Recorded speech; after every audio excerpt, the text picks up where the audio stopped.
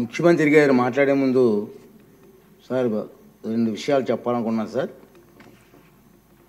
గతంలో ఉమ్మడి రాష్ట్రంలో మీరు ముఖ్యమంత్రిగా ఉన్నప్పుడు నేను అటవీ శాఖ మంత్రిగా పనిచేసిన సంగతి మీకు గుర్తుంది.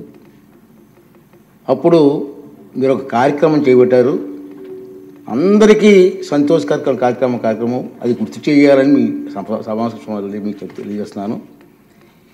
ఆ రోజుల్లో మీరు గ్రీన్ కార్ప్స్ అని చెప్పి ఒక కార్యక్రమం పెట్టారు సార్. ఇప్పుడు పవన్ కళ్యాణ్ గారు ఆ శాఖలో మంత్రిగా ఉన్నారు, అటవీ శాఖ మంత్రిగా ఉన్నారు. అప్పుడు అటవీ శాఖ ద్వారా కార్యక్రమం చేసాం సార్. అప్పుడు ఉమ్మడి రాష్ట్రంలో సార్ ఉప ముఖ్యమంత్రి గారు 5 లక్షల మంది పిల్లలని సార్ తయారు చేశారు.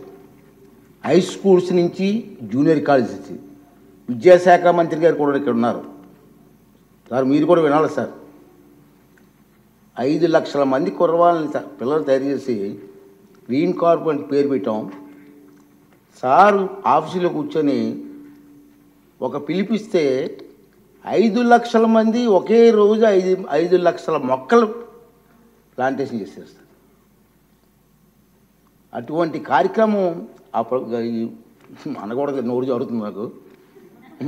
ఈ ప్రభుత్వం వచ్చిన తర్వాత కనుమరుగైపోయింది సార్. మళ్ళీ ఒకసారి విద్యాశాఖ మంత్రి గారు మీరు ముఖ్యమంత్రి గారు ఆలోచన చేసి ఆ కార్యక్రమం పెట్టండి సార్. చిన్నపిల్లలు 10th క్లాస్ ఇంటర్మీడియట్ పిల్లలు మొక్కలు నాటే కార్యక్రమాల్లో పర్యావరణం మీద అవగాహన వచ్చే కార్యక్రమం మంచి కార్యక్రమం సార్. దాన్ని మళ్ళీ రివైజ్ చేస్తే బాగుంటుందని చెప్పి నా ఆలోచన సార్.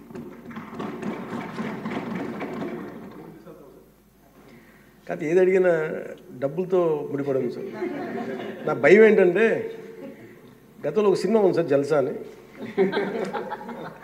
దాంట్లో హీరో పాత్రధారి ఫ్రెండ్స్ ఎవరు వచ్చినా డబ్బులు అడిగితే ఆ వార్డ్రోబ్ ఉంది, ఆ వార్డ్రోబ్లో చొక్కా ఉంటుంది, ఆ చొక్కాలో డబ్బులు అడిగి తెచ్చుకోండి.